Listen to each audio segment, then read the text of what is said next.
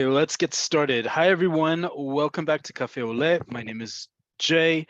And here for the next hour, we're going to go over the Hebrew you need here in Israel to succeed, whether that's paying bills, reading your bills and paying them, going grocery shopping and reading nutritional labels, keeping up with the news, interviewing, flirting, striking up an everyday conversation, all the day-to-day conversations, topics that you would be discussing with family, friends, and also complete strangers, but in Hebrew here in Israel. So we also teach the cultural context in which Hebrew is used in modern day Israel. And of course, we want to hear from you. Any topics you'd like us to cover that we haven't in the past, please be in touch with us either here in the chat if you're joining us live on Zoom, or emailing us at Nefesh B'Nefesh. As always, you can see all of our previous lessons on YouTube, and we are now uploading the most recent classes. We'll also have the spreadsheet vocabulary list that we share in each of these classes. But if there are any topics that you'd like us to cover, any questions, any comments, if you're joining us live on Zoom, please write that in the chat box in the Zoom menu. And if you have questions about this specific class that we're about to start, please write them in the Q&A. I will only be checking the Q&A. Nefesh B'Nefesh, my colleagues are on the chat. We'll be checking there for any comments or questions or requests you have for upcoming classes. So with that, let's get started with this class. So today, those I see people are writing in about the vocab list. We've only done it for the last few weeks. Bear with us, folks. Thank you in advance for your patience. It's a brand new thing that we're featuring here with Cafe Oleh. So if it's not up there, it'll be up there soon. Thank you in advance for your patience. Big thumbs up for your patience. You are always welcome to screenshot the vocab list that I share here live on Zoom as well as on YouTube. You can watch it on YouTube, hit pause, take a screenshot, old school pen and paper. You have access to the vocab lists, even if they're not uploaded as a document. With that, let's get started with today's class. If you have any questions as I'm talking, please write it in the Q&A box here on Zoom only.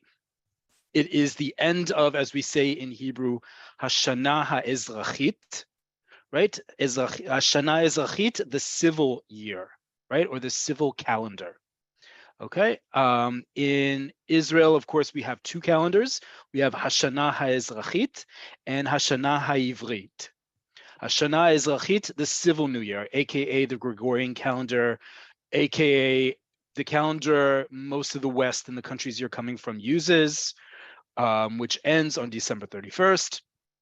The Hebrew calendar, of course, is an entirely different system of itself. In Israel, we use both of them. You'll see as you saw last week when we covered the news, you saw both dates at the top, both the Jewish calendar, Luach HaIvri, and Luach HaEzrachi. Both dates were up there, calendars, however you would like to say that. And on official documents, it will also have both dates. But we are at the end of Hashana HaEzrachit, the end of the civil year. And while it is not a national holiday in Israel, it is a time that a lot of people talk about what they hope to do in the next year. We have done this class before ahead of Rosh Hashanah, but it's a good one to repeat about blessings, wishes, and curses. These are standard things you're going to hear in a given day, at least one, if not two or three of the expressions we're going to cover today. You probably know many of these yourselves. We're going to explain today a little bit more in detail when they're used and how they're pronunciated. And we're going to talk about pronunciation like we did the other week quite a bit today. And also how you can construct your own blessing or curse. And I say curses because this is Israel, this is the Middle East, this is the Mediterranean. Even if you don't employ these curses, they are certainly going to be heard on a regular basis by you. So at the very least, you should know what you're hearing, if not what's being said to you. So with that, I'm going to share my screen. You're always welcome to screenshot, old school pen and paper, or just sit back and read and then wait for the recording so you can go further in depth. So first off, what are we talking about today? Blessings, wishes, and curses. How do we say that in Hebrew? You probably know the word for blessing and blessings. In modern Hebrew, that's bracha. or bracha. Okay, really important. We're going to talk about this again and again tonight. Modern Hebrew, one of the innovations of modern Hebrew, because remember, Hebrew was not a spoken language used for everyday conversation for hundreds of years. One of the innovations of modern Hebrew was, where do we put the emphasis on which which syllable gets the emphasis? And there was a pull and tug because Ashkenazi Jews from Central and Eastern Europe, had their way of pronouncing Hebrew, and Sfaradim Mizrahi Jews from from the Iberian Peninsula, North Africa, and the Middle East, had their pronunciations of Hebrew. And each of them had a different way of where they put the emphasis on the syllable. Again, they were using it for liturgy, for scholarly writing, but not for everyday speech. So one of the innovations of modern Hebrew was that the default emphasis is always on the last syllable. Ingrain that into your head, folks. The default emphasis in modern Hebrew is on the last syllable. And you're going to see why I'm saying that again and again tonight, because a lot of the words that we're going to go over tonight are in our Jewish tradition, and many of us pronounce it differently than we do in modern Hebrew. That's going to be key. We're not talking about accents. We're talking about syllable pronunciation and emphasis. That is an entirely different thing, and that doesn't have any flexibility in the language. You have to, as we say, emphasis on the wrong syllable. In Hebrew, it needs to be emphasized on the right syllable. Okay, so this is a great example. Bracha or bracha. You see how it goes up at the end? Bracha or bracha, depending on how you say the letter resh or resh. Doesn't matter how you say the letter resh, it does matter that the last syllable gets the emphasis. Bracha, bracha, bracha. Okay? And plural is brachot or brachot. Okay? Really important. I'm gonna emphasize that again without too much beating it over your heads, but it's a really important one. It'll distinguish you from people who are visiting Israel and are using Hebrew every once in a while to Israeli citizens who are using Hebrew on a regular basis. Bracha. Okay, next word, wish. How do you say wish in Hebrew? Mish'alah or mish'alot. Mish'alah is one wish, mish'alot, wishes. Okay, mish'alah comes from the same root as the verb lish'ol, to ask, and she'elah, question. It also comes from the verbs that we use, also lish'ol, and its causative form, lahash'il, which means to borrow and to loan. Really interesting use of words. So if you go to, for example, a library in Israel, remember those old things, libraries? You're gonna, and you wanna take out a book, you're gonna look for the desk that has a sign on it, hash'alot, right? Borrowing a book, to borrow in that respect. From the same root, shin, ayin, lamed, as you see here in mish'alah, row 3, is the word for wish in Hebrew. And finally, like I said, even if this isn't part of your vocabulary, you're going to hear these all the time in Israel, on the street, on TV, elected officials, your neighbors, your colleagues, whomever, are klala, is a klala or klalot. Klala is a curse, one curse. Klalot, curses. They range in scope. For those of you who are concerned, we're going to be PG-13 tonight. If you want to know some of the more colorful klalot out there are some great guides out there for really expletive Hebrew, but for the sake of this, also for the recording that's going to go up on YouTube, this will be PG-13. We're not getting into the real juicy curses, as shall we say. And then for those of us, because it is the end of, soon to be the end of the Shana Ezrachit, civil year, some people have the custom of, whether it's now or Rosh Hashanah, wherever, to write out or to share achlatot. Achlatot in modern Hebrew are both decisions, but in our context, it also means resolutions, right? You can think of a resolution like a decision, or we should think of a resolution like a decision, right? I resolve to do something. Oftentimes, especially New Year's resolutions, we don't often do, but achlatot are also resolutions, and they're also decisions. Okay, let's get to some of the ways you're going to express some of those achlatot, right? It's one thing to have those ideas of what you want to do or not. Let's turn them into full sentences, right? If your hachlata is I want to go to the chedor kosher more often, I want to go to the gym, don't just say, if someone asks you, ma achlatot shelach or shelcha, what are your resolutions? Don't just answer them, chedor kosher, right? That's like someone's asking you in English, what's your resolution? The gym. What about it? Obviously, it means I want to go to the gym more often, but let's turn that into an actual sentence. And here I give you the building blocks to make a full sentence with some of your achlatot, some of your resolutions. First way is I hope. How do we say I hope in Hebrew? Many of you know this word already, or you know another word that comes from the same root. Ani mekaveh, male, or ani mekava, female, right? I hope. Okay, I hope, how do we say that in the present tense? Ani mekaveh for males, ani mekava females. Okay, and this is ani, so it's I. Okay, I hope, ani mekaveh or ani mekava, depending on gender.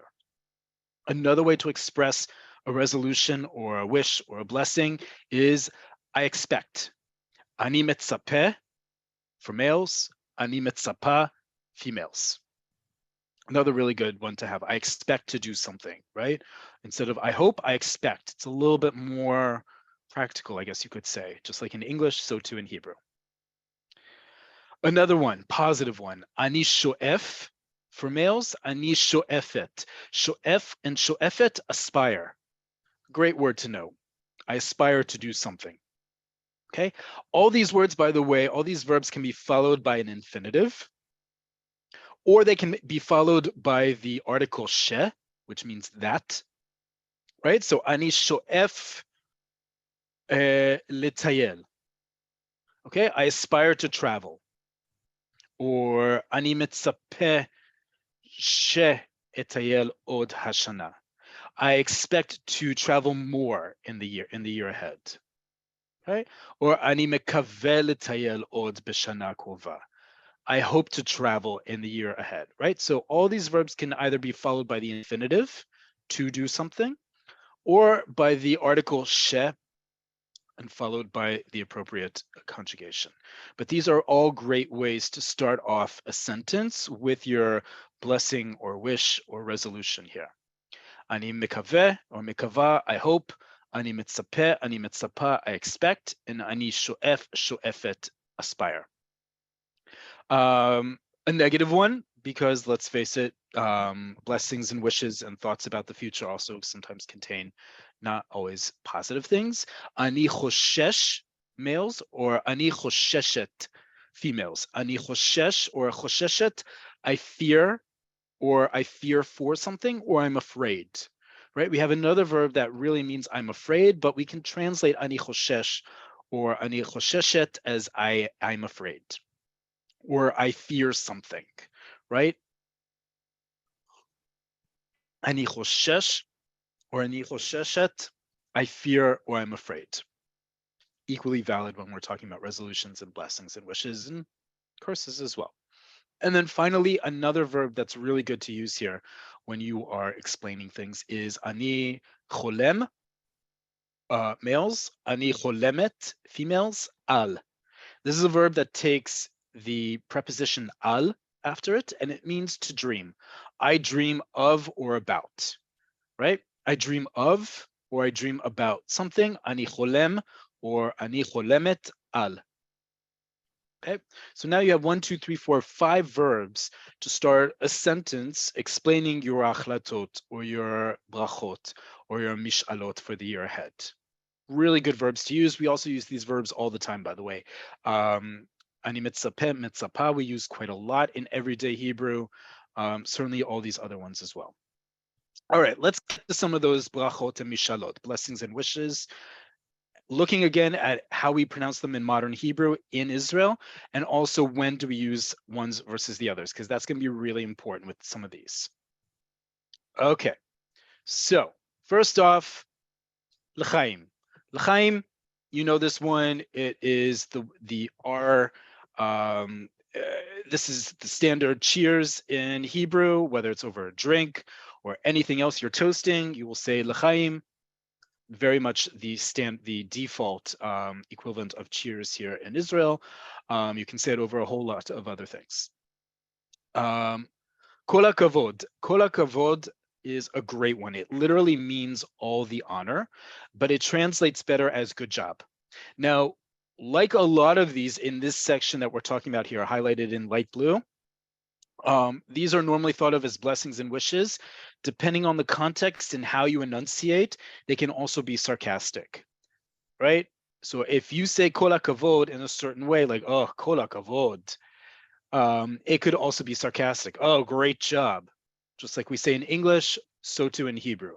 So you want to be sensitive to when kol hakavod is used, either by yourself or someone else, because it can come off as sarcastic. A great example is this one. You probably think you know this word, this expression, right? Excuse me. Going again on my pronunciation soapbox, in modern Hebrew, in modern Israel, this is pronounced mazal tov. Mazal tov, okay? I know many of you pronounce it differently in your respective countries of origin. It's weird to hear it differently in modern Hebrew in the state of Israel, regardless of your ethnicity, your Jewish ethnicity, Ashkenazi, Sfaradi, Mizrahi, mazal tov. It's really important. Again, emphasis is on the last syllable, mazal. Mazal and tov. Okay? Full stop, as we say. Mazal tov. Mazal tov is used the exact same way as you think. It can also be used sarcastically. Greatest example of this is if you're in a restaurant and you hear plates or glasses drop, what does everyone scream? Mazal tov, right? It comes straight from a Jewish wedding, right? You break the glass, even though you're not supposed to wish Mazal Tov after it because it's commemorating something sad, and that's why we break the glass. But nonetheless, vast majority of us will scream Mazal Tov because it happens at the end of the ceremony. Whole other tangent there. Everyone, they hear that sound, they associate it with that, and so they'll say Mazal Tov. But that's sarcastic, right? Someone breaks a plate or a glass in a restaurant, they're not being serious and saying congratulations, they're joking. So again, Mazal Tov, Kol HaKavod can be used sarcastically based on context and the tone in your voice. However, the accent does not change, okay? It's just how you say it. It's the sing-song that you add to the word versus the emphasis, because again, Mazal Tov. I'm not going to pronounce the other way. You know the other way. That is not how we pronounce it in modern Hebrew in Israel. Full stop. As opposed to Mazal Tov, we have Bisha Tova. Bisha Tova, many of you probably know this expression and some of you probably don't. This is a really good one to know and have it in your lexicon. Why? Because in Jewish tradition, there are certain things we don't say Mazal Tov on. Mazal Tov in modern Hebrew and also in Jewish tradition, you would wish to someone, you would say to someone when something has been completed. Right? If someone gets a job, if someone gets a promotion at their job, if someone is engaged, if someone is announces their engagement, rather, if someone does something monumental and it's been done, and that's the important part, it's been done, mazal tov, you'll wish them. If they're announcing something or they're updating you on something that is good, but it hasn't happened yet, it hasn't been completed, we'll say bisha tova. Greatest example of this is someone directly or indirectly announces they're pregnant or they're expecting a baby. Jewish tradition, we say bisha tova. Why? Because as we know, the process of childbirth can be challenging, daunting, health risks involved, and so therefore we don't want to put the evil eye on it. We don't want to put the carriage before the horse, as the expression goes, and already wish them mazal tov when it hasn't taken place, right? Someone announces or doesn't announce that they're pregnant, but they are expecting, it takes a while for the baby to be born, right? So we're not going to say mazal tov in Hebrew in Israel until the actual birth. Those 9 months prior, people will often say bisha tova instead of mazal tov. That goes with everything, right? I made it to the final interview for this job. I'm waiting to hear back on the offer I made on this house. Those types of things will get Bisha Tova. Really important distinction there, and a good distinction to have regardless of your level of Jewish observance. The difference between Mazal Tov and Bisha Tova, row 15. Okay, but they both translate as congratulations. They're just used in different contexts. Mazal Tov, when something has been completed, that's good. Bisha Tova, leading up to something being completed, that's good. This next one is also one that is pronounced differently abroad versus in Israel. So I'm only going to pronounce the version that you will hear in Israel by the vast majority of Jews. Again, Jews in their own edot, that's the word that we use here, for their own ethnic communities, be it Ashkenazi, Sfaradi, or Mizrahi, will perhaps say it differently, but in modern Hebrew, we have an expression. It's a much more religious expression, and you'll really only hear it among religiously observant Jews, is Ishal Kocha or Ishal Kochech. Good job. Ishal Kocha, Ishal Kochech. Ishal Kocha to a male, Ishal Kochech to a female. Okay, it translates best as good job. It doesn't literally translate that, but you're going to use in that respect. Again, you're typically not going to hear this among traditional and secular Jews, who are the vast majority of Israeli Jews in Israel. It's typically used by more religiously observant Jews. So it's not an everyday expression, but many of you probably know this expression from abroad. This is how we pronounce it in modern Israel, in modern Hebrew. This is a great one to know. Titchadesh. Titchadesh, you would say to a male. Titchadshi to a female.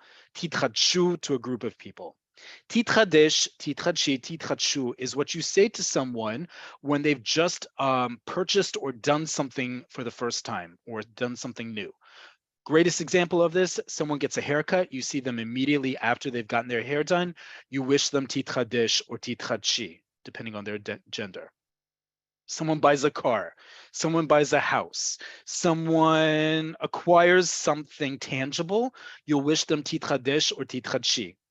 It comes from the same root, of the same shoresh, chet daled shin, as the word chadash, new, lechadesh, to renew something. Lehitchadesh could be literally translated as to be renewed or to become renewed. One translation I saw, which I put here, is in good health.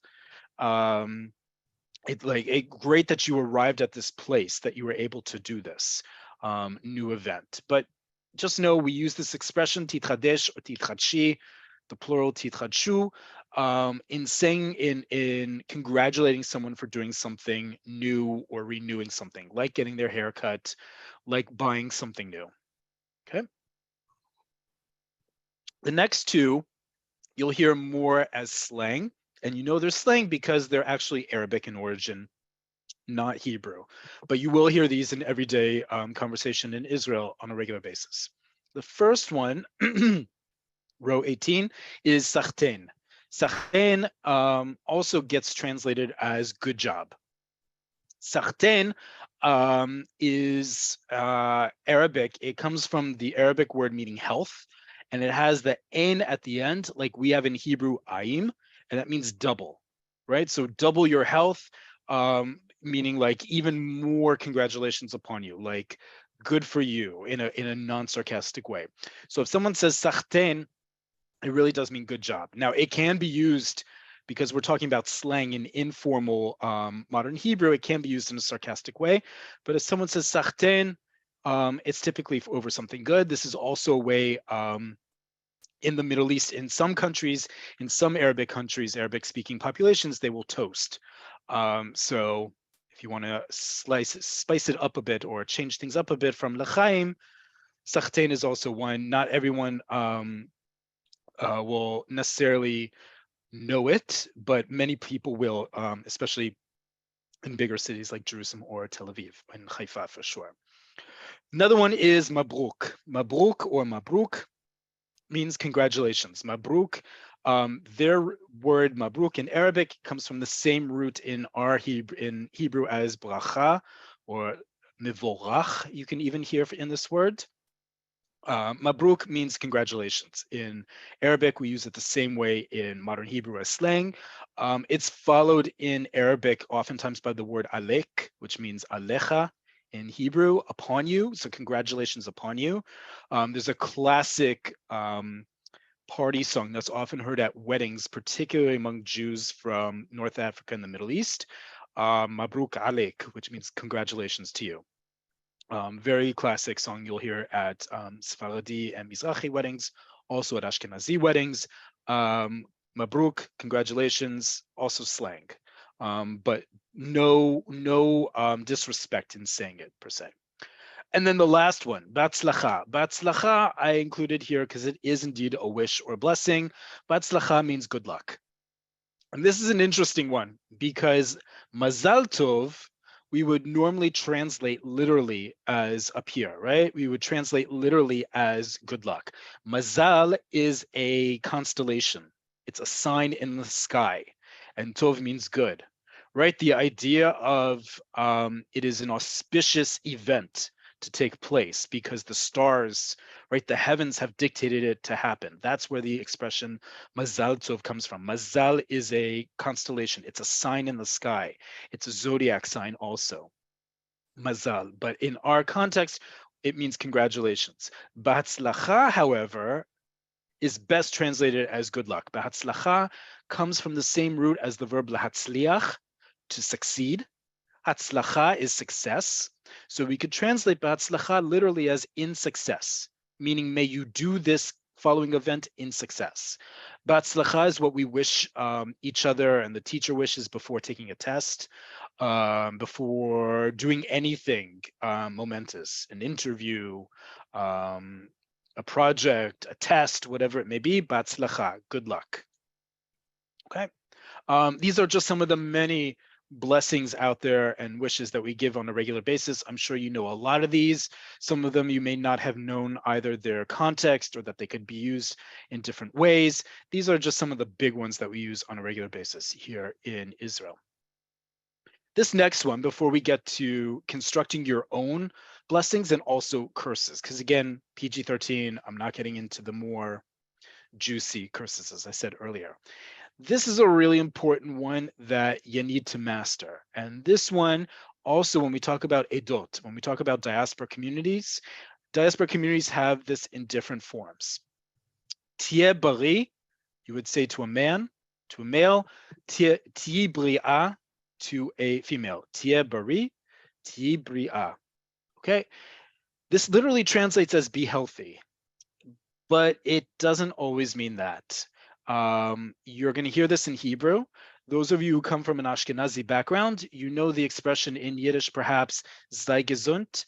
That's the origin of this. Even though it's used by Jews of all backgrounds, you can think of it as sei gesund. Those of you who know sei gesund in Yiddish, you know that that can be used seriously, but also as a curse, meaning like you should be so healthy because you deserve something far worse than what you're currently at, right? Tieh bari, tieh bria is not always a nice thing. I learned this the hard way.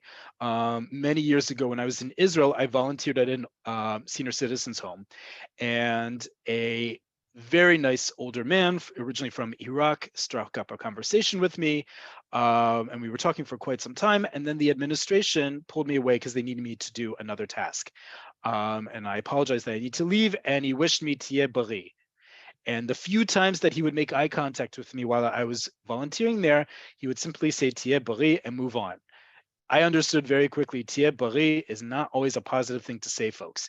So if someone wishes you tieh bari or tieh bria, know that maybe you need to, spit on the ground or something to ward off the evil eye, because it's not always a nice thing to say to someone, tieh bari or tieh bria.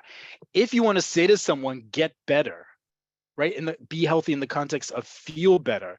That's a different expression that doesn't have any negative connotation. That's either targish tov to a male, targishi tov female. That is feel better, feel well. But tieh bari, tieh bria really straddles the line very lightly between, precariously rather, between being serious, and between a blessing, a bracha, and a klala, a curse. And it's all about the context in which it's said to you, how the person says it to you, and so forth. So be careful if you're trying to wish someone to feel better. You're not going to use this expression. If you're saying to someone, be well like I explained, tia bari, ti bria. You'll probably not use this so much as you'll hear this. Be careful with this one. If you need a evil eye amulet or something along the lines, that's for this one for sure. Okay, let's get into constructing your own blessing and curse. We've talked a lot about some examples of them. How can you make some on your own? Because it's really simple in Hebrew to do. And here's a bunch of models that we can use to create our own blessings and curses. Okay, the first one is she ne.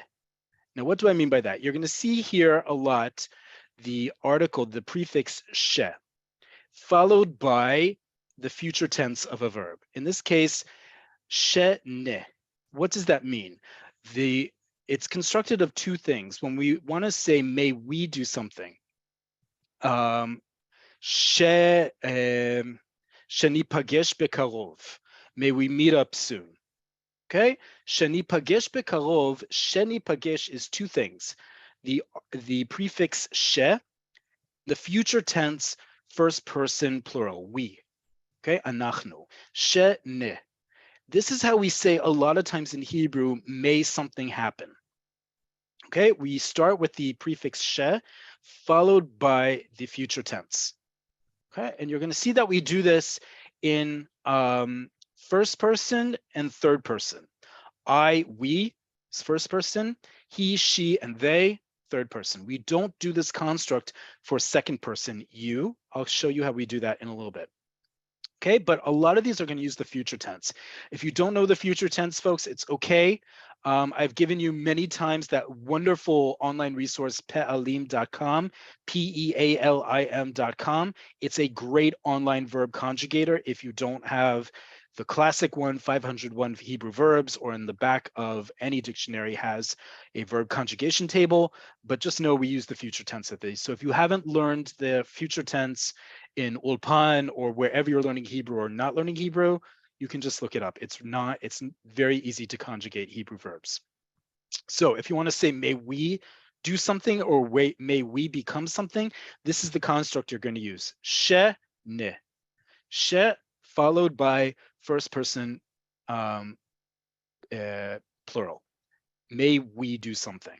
Okay. She in this context can be thought of as may, but this is how we construct it in modern Hebrew, right? So shenipagesh bekarov, may we meet up soon, or shenitra'eh bekarov, may we see each other soon. Okay. Now, how do we say that? We said that that's first person, right? Plural. How do we do third person? Same concept.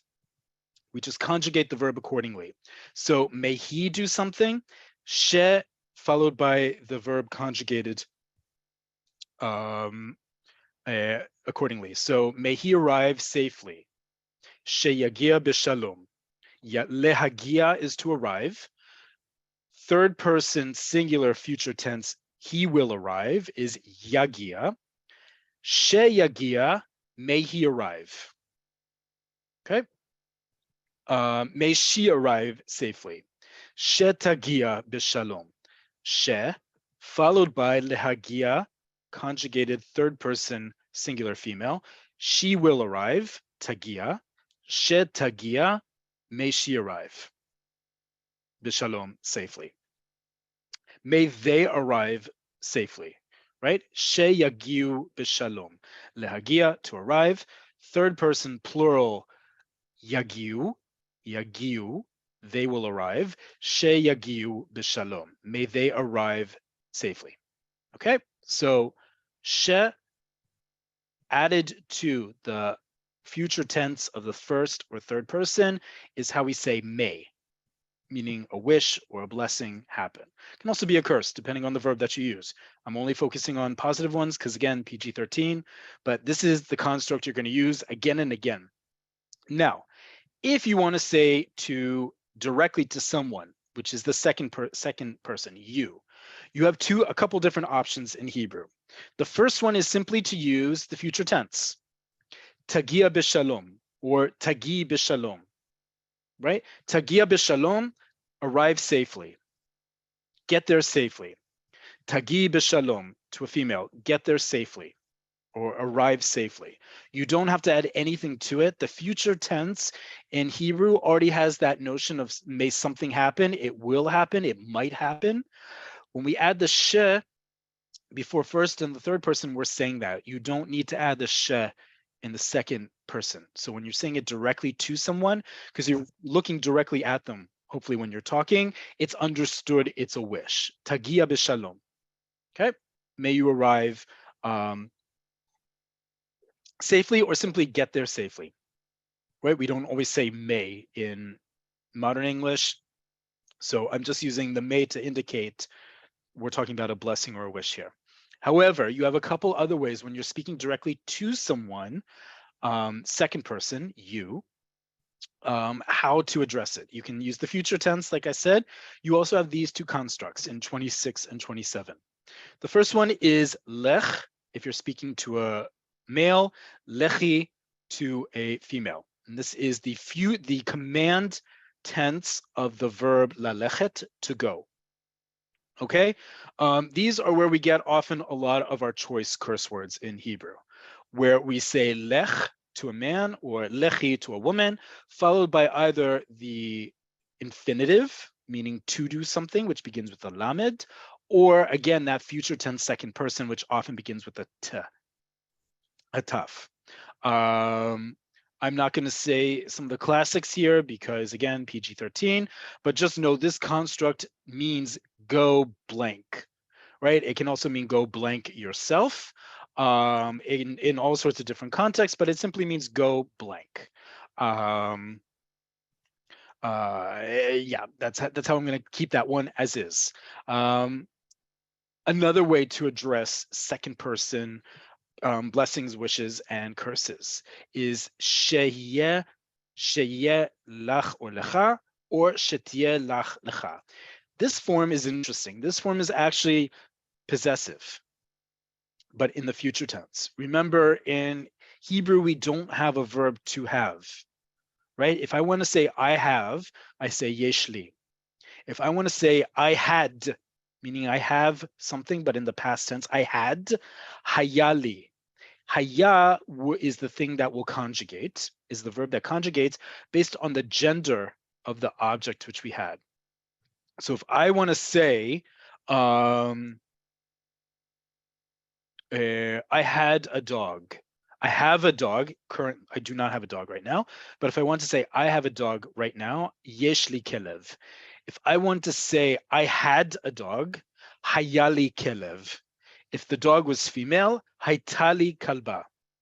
Right? Even though I identify as male, the object, kalba, female dog, the verb haya, haita needs to conjugate, right? The only thing that's referring to me is the li, to me. It's an indirect connection to me. Same thing when we're talking about in the future. I will have a dog, or, right? Yeli kelev, or tieli kalba. I will have a dog. An odd sentence to have, but I'm just using it to illustrate here how we construct possession in both the past and the future. In the future, you can also think of this as a wish. May you have something, right? May you have success. May you have luck. May you have, for example, if someone's going to wish you good luck, oftentimes they'll say to you, shetie batzlacha. Not just batzlacha, shetie batzlacha. It's indicating may you personally have it. May you possess hatzlacha, success. Okay? Shetie batzlacha. Tie, it's the feminine because hatzlacha is feminine. Shetie batzlacha. May you be lucky. May you have luck. Good luck. Right? Shetie lacha Whatever you want. The point, though, is whatever you're wishing someone to have, either physically or conceptually, that will be indicated both by the word that comes after this construct, but how you conjugate ye or tiye. Ye if the object is masculine, tiye if it's feminine.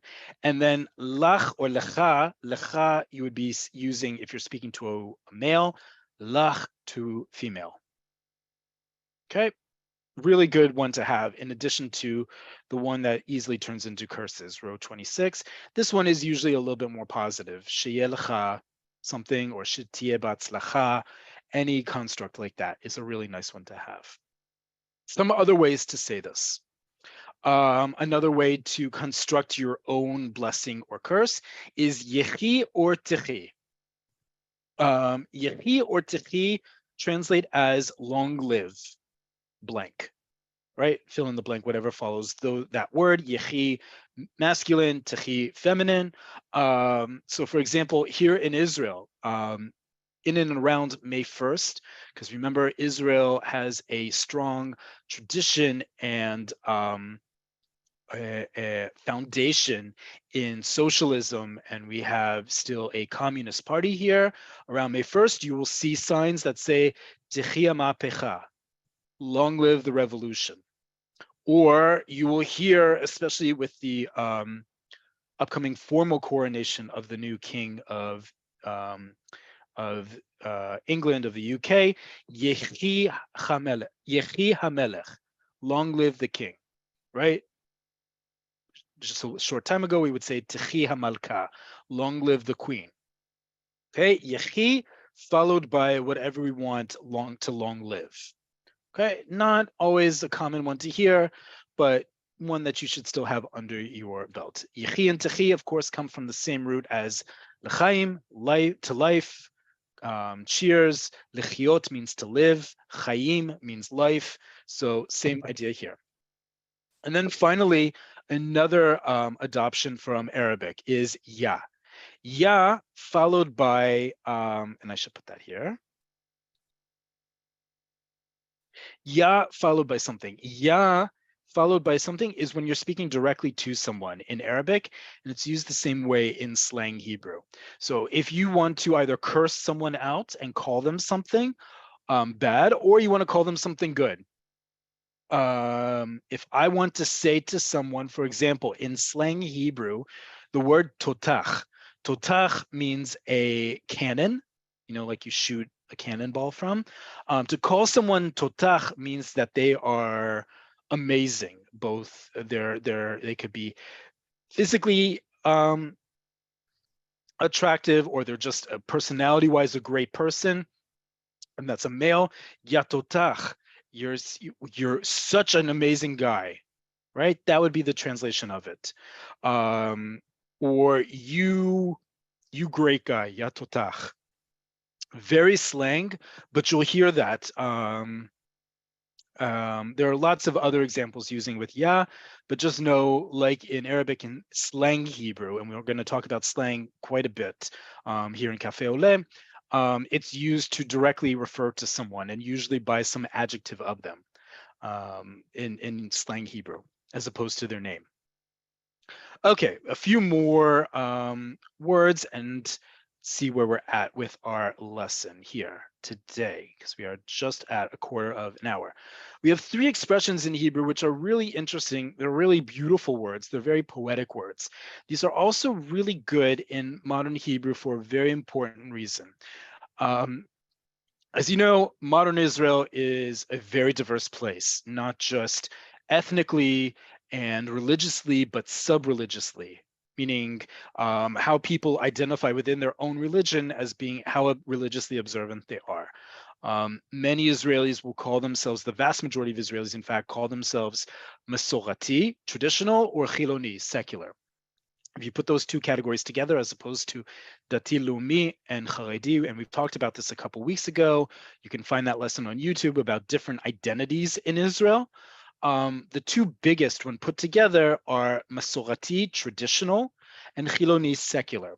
Both of those really are very ambiguous terms, because someone can call themselves Masorati and watch TV on Shabbat. Someone can call themselves Chiloni and have quite the extensive Jewish education behind them and repertoire. However, and so as a result, you have people, not everyone will use religious expressions. So for example, a great way to say something in a religious context in Hebrew, a wish of something, Bezrat Hashem, right? With the help of God. I didn't include that here, but that's another blessing or wish, right? With the help of God, I'll do something, right? You often hear that among religiously observant Jews in Israel. These three expressions here, rows 31, 32, and 33, are what I would say is religious without the religion, right? It's this idea of hope, this idea of may something happen without invoking God or something religiously inspired, but it often is used in a religious context. I've been to weddings and toasts and places where it's clear they're trying to invoke something spiritual and do it on their own terms. It's not to say it's not anti-religious, but it's a different way of saying may something happen, whether that's by God or by ourselves, okay, or with human help. And these are these three expressions, and that's that interesting juxtaposition that's not just modern Israel, but frankly all Jewish history. So you have three of these: mi yiten, lu yehi, and halevai. All three of these can mean may it be or may it happen, right? So at the beginning of a toast, I've heard this at weddings before, and they'll say mi yiten ve, right? May it be that something and so happens. Or at the end of a toast saying Lu Yehi, may it happen, may it come to pass. And then thirdly, Halevai. Halevai is one that we use like, here's hoping, but also may it happen. It's a really nice one, all three of these. Two of these, by the way, are the name of very famous Israeli songs. If we had more time tonight, I'd play them for you. I have the YouTube actually here. I'm actually going to scroll down really quick. I see we have a bunch of questions, but one of them is too pretty not to share at least some of the lyrics. Lu Yehi is a classic. People often refer to Lu Yehi in Hebrew as the Hebrew version of the Beatles' Let It Be. That's a mixed blessing, a mixed wish, talking about blessings and wishes. But I'm talking about this one, Halevai. Halevai was a running contestant to represent Israel in the Eurovision contest. It didn't make it as the official Israeli representative in 1986. Became a really popular song, also because the lyrics are all about blessing and wishes. I'm not going to play the clip because we don't have enough time, but I will share the song when we upload it to YouTube. Here is the chorus, and it's beautiful. And when I was talking now just about the secular and the religious, you see that in the words in the song. This was written by one of Israel's most celebrated, most important songwriters, Ehud Manol, who unfortunately passed away. And it was this classic version is sung by another famous classic Israeli singer and songwriter, Boaz Sharabi. It was also covered by a lot of people. Just listen to the words. You can see the translation here, but you can also hear the religious and biblical imagery in a lot of these words. Halevai, may it be, shelo nichav ve'ish echav yohav. Absolutely beautiful Hebrew. May it be that we will not, shelo nichav, that we won't be hurt. Lichov is to be hurt. Ke'ev is pain, right? Or hurting. Halevai shelo nichav, that we won't be hurt. The ish echav yohav, and man to his brother will love. He will love him, right? And a man will love his brother. Halevai v'yipatchu shuv sha'arei gan eden. Halevai, may it be that sheyipatchu, we talked about this a few weeks ago, that they will be opened. It's the future tense passive of the verb to open. They may be opened, what? Shuv, again, sha'arei gan eden, the gates of Garden of Eden. Heaven in general in Hebrew. Okay, so may it be that the gates of heaven, gates of the Garden of Eden soon reopen. Halevai veyitmazgu mizrachu ma'arav. May it be veyitmazgu. This is that other way to create it's an older form of creating a wish in Hebrew. Instead of she, we use the article ve. But same idea here. Halevai sheyitmazgu mizrach u'marav. Halevai that East and West will intermingle, will merge together. What are they talking about here? The different, both geographically the world, but also specifically Jews from East and West, Ashkenazim, Mizrachim. Halevai, halevai, unechadesh yamenu kan kekedem. Doesn't get more Jewish biblical than this one, folks. Halevai, may it be, unechadesh yamenu kekedem, right? We know this line from the Torah service when we put back the Torah in the Ark. We also know this from the end of Megillat Echa, of the Book of Lamentations, which you read on Tisha B'Av, when we implore God, Chadesh Yamenu Kekedem, renew our days as of old.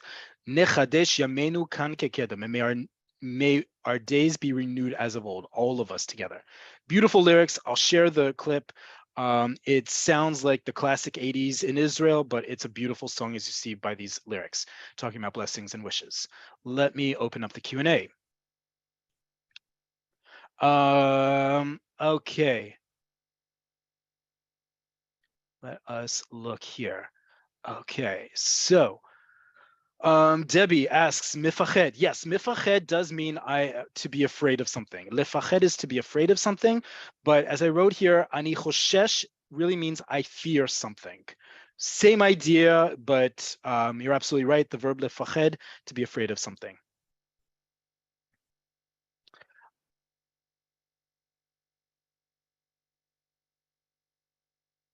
Sanford asks, sababa. Sababa is a classic word, also from Arabic. Sababa always means great. It's like the other word that we get from Arabic is akhla. Akhla and sababa are interchangeable, and they both mean great, awesome, wonderful. Okay, Janet has a great addition, labriut. Great one to have, folks. If you don't know how to say gesundheit or God bless you in Hebrew, it's labriut, to your health. Great one to have. I see a couple people putting that one in. Thank you for that addition, labriut.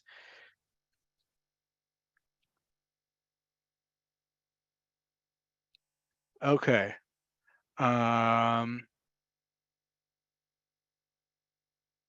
David asks, if the good wish is for a masculine word, mifchan, why would you not use yeh rather than tieh?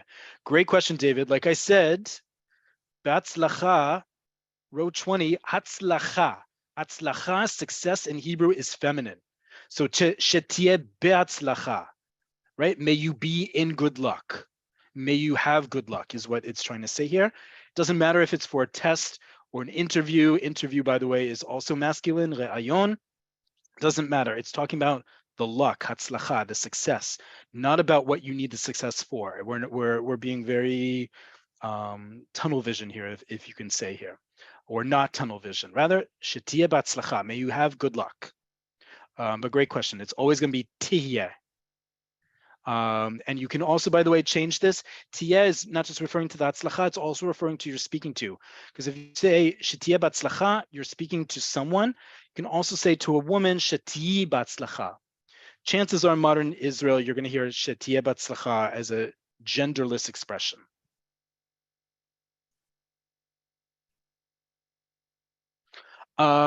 Miri, an Opan teacher once told me that greeting cards in Israel, yes, greeting cards in Israel are kartis bracha.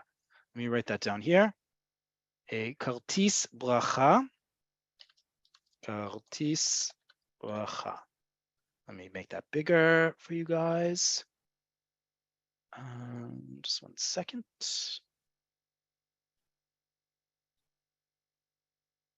Kartis bracha. Okay, kartis bracha. Kartis bracha is a greeting card, right? Good old Hallmark. It is that time of year after all. Good old Hallmark creates kartisei bracha. Kartisei bracha is the plural. Kartis bracha is a greeting card, is one. Okay. That is how we say a greeting card in Hebrew, and it is a card of blessing or a blessing card, literally, right? Because we're blessing them, we're wishing them a happy birthday or congratulations. So Kartis Bracha is a greeting card. It's also what we would send to someone ahead of Rosh Hashanah. It's customary to send Kartisei Bracha, greeting cards that wish people Shana Tova.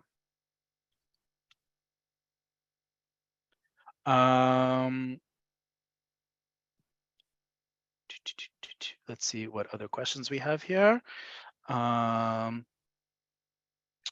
Would halavai be used more usually as would that in a situation where the reality suggests the positive wish is unlikely to occur? That's a great point. Look, may it be is may it be. It's hoping something happens, whether or not it's going to happen or not, or it's likely to happen or not. All of these are neutral in that respect. We do have in other forms of other parts of the Hebrew language ways to indicate if something is actually happened or versus possibly happened. But in all of these mi ten lu yehi halavai, it's about hoping something will happen, being optimistic. I know I'm a American at heart when I talk a lot about being optimistic about things. These three expressions really emphasize that, but it doesn't matter where it's unlikely to occur or it will happen. We're just hoping it's going to happen. Okay. Last little bit of time we have for last questions. Great question from Ken here. In North America, pronouns are important. More and more we say they instead of he or she. In Israel, is this also kind of sensitivity to pronouns? If so, how does it work into everyday speech? Great question, Ken. It deserves its own class. We've actually done a class on this. If you go to YouTube, you'll see one of our classes in the Cafe Oleh playlist is non-gendered expressions or non-gendered communication. We talk all about gender, both how we use it and how we get around conjugating verbs. The fact of the matter is in Hebrew, when you're speaking in everyday language, there is no they to indicate a gender, the way that in American English is being used to indicate gender-free pronunciation or gender-inclusive language. It's still in the works here in Israel. In fact, the Academy for the Hebrew Language, the body that takes upon itself to standardize Hebrew, just caused a huge uproar last week talking about gender and this exact question. The fact of the matter is, in written Hebrew, it's much easier to do.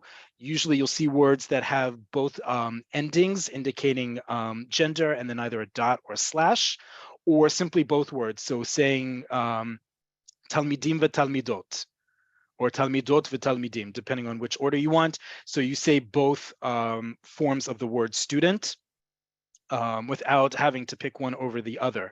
Because even though talmidim is gender inclusive, it's also the masculine conjugation of the plural for talmid, student. Long story to say, there is no Hebrew equivalent of they, meaning he or she in modern Hebrew. There is the word for they, hem or hen, but again, it's gendered. There is no neutral pronoun yet in Hebrew. It's something just like with all languages, there's development, languages evolve, just like other organisms in the world. It's one of the things that's currently being discussed, worked on, things like that, but we don't have an equivalent of a gender-free they in Hebrew. Great question.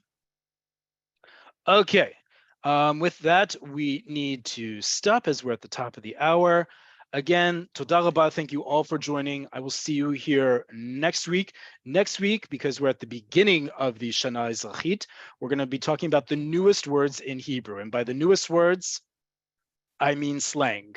We're going to talk about the latest slang and also the greatest slang. We're going to do this class every 6 to 8 weeks because it's important to know, just as I talked about language evolving with regards to gender, so too the words, right? Slang is often the best place to look at how a language is evolving. You only need to look at English, what words were once considered slang and are now in the dictionary. Same thing with Hebrew. We have so many words in Hebrew slang. We have so many kinds of slang in Hebrew. Next week, we're going to go into some of the latest words, but also some of the classics. Again, you may not use these words just like we did tonight, but you're going to hear them every day in Hebrew. in Israel. Trust me on that. So again, toda rabah. Thank you all for joining. This lesson will be up on YouTube in the next few days, along with the vocab list. And I will see you all here next week. Lihitraot.